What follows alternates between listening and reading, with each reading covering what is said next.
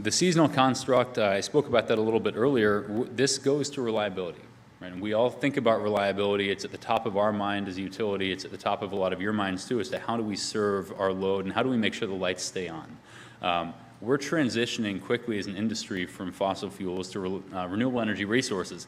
And that transition is one that can't just happen with blindfolds on and assume that the same types of resources that we've had in smaller quantities can increase and serve load the same way that dispatchable resources have in the past. They can't. Today, it would be extremely impractical and economically inefficient to have a 100% renewable energy system. Engineering-wise, it would be very difficult, and from a cost perspective, it would be exponentially more expensive. MISO understands this. We've been working with MISO for several years now on a seasonal construct that will allow for better accreditation of resources. And what this means is that you get different credit for different types of resources. Right? When I talked about gas earlier, if you have a 100 megawatt gas generator, you probably get close to 100 megawatts of credit for having that in MISO. So that's contributing to what we have to provide to MISO.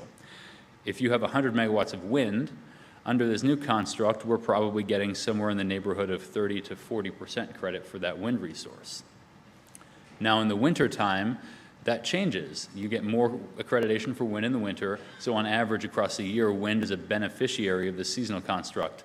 Solar is the opposite. Okay, I think we all understand that previously MISO was evaluating reliability on a summer peak basis. Now we're looking at reliability in every season of the year. Solar was able to provide capacity and service at the time of peak summer needs, so it was accredited at a very high level previously, 75%.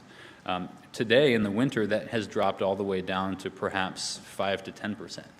And so what that means is that if you're in the business of building resources, if you're looking at what assets do I want to invest in to serve load, solar gives you less bang for your buck now, very much so than it used to.